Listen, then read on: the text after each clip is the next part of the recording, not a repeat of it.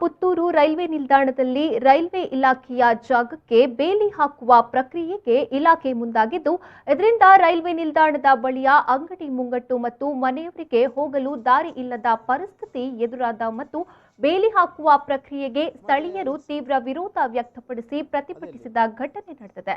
ಸ್ಥಳಕ್ಕೆ ನಗರಸಭೆ ಸ್ಥಳೀಯ ಸದಸ್ಯ ಶಕ್ತಿ ಸಿನ್ಹಾ, ಜಿಲ್ಲಾ ಧಾರ್ಮಿಕ ಪರಿಷತ್ ಸದಸ್ಯ ಮುರಳೀಕೃಷ್ಣ ಹಂಸತಡ್ಕ ಸೇರಿದಂತೆ ಹಲವಾರು ಮಂದಿ ಸ್ಥಳಕ್ಕೆ ಆಗಮಿಸಿ ಬೇಲಿ ಹಾಕಲು ಬಂದವರನ್ನ ತರಾಟೆಗೆತ್ತಿಕೊಂಡರು.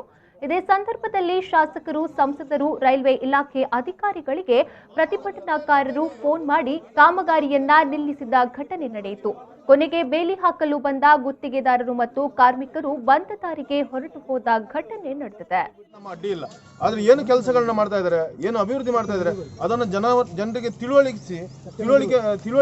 ತಿಳುವಳಿಕೆಯನ್ನು ಕೊಟ್ಟು ಆ ಅಭಿವೃದ್ಧಿ ಕೆಲಸವನ್ನ ಮಾಡಿದ್ರೆ ಖಂಡಿತವಾಗಿ ನಮ್ಮ ಸಹಕಾರ ಇರುತ್ತೆ. ಅದು ಬಿಟ್ಟು ಇವತ್ತು ಒಂದು ರೀತಿಯಲ್ಲಿ ಭಯವನ್ನು ಹುಟ್ಟಿಸುವಂತ ಕೆಲಸವನ್ನು ಇವತ್ತು ಬೇಲಿ ಅಳವಡಿಸ್ತೇವೆ, ಏಕಾಏಕಿ ಕಂಬಗಳನ್ನು ಅಳವಡಿಸ್ತೇವೆ, ಬೇಲಿ ಅಳವಡಿಸ್ತೇವೆ, ನಾಳೆ ಮನೆಗಳಿಗೆ ಹೋಗುವಂತ ದಾರಿ ಅಟ್ಲೀಸ್ಟ್ ದಾರಿ 3 ಫೀಟ್ ಕಾಲ್ದಾರಿ ಬಂದ್ ಮಾಡ್ತೇವೆ ಅಂತ ಹೇಳುವಂತ ವ್ಯವಸ್ಥೆಗಳನ್ನು ನಿರ್ಮಾಣ ಮಾಡಿದ್ರೆ ಇಷ್ಟು ಮನೆಗಳ ವ್ಯವಸ್ಥೆ ಯಾವ ರೀತಿ ಆಗ್ಬೋದು? ಅದಕ್ಕೋಸ್ಕರ ಇವತ್ತು ಈ ಮನವಿ ಮಾಡ್ತಾ ಇದ್ದೇವೆ. ಮತ್ತು ಜನಪ್ರತಿನಿಧಿಗಳು ತಕ್ಷಣ ನಮಗೆ ಭರವಸೆಯನ್ನು ಕೊಟ್ಟಿದ್ದಾರೆ. ಅವರು ಬಂದು ಏನು ಇಲ್ಲಿ ವಿಚಾರ ನಡೀತದೆ ಅಂತ ಹೇಳೋದನ್ನು ಹೇಳ್ತೇನೆ ಅಂತ ಹೇಳಿದ್ದಾರೆ.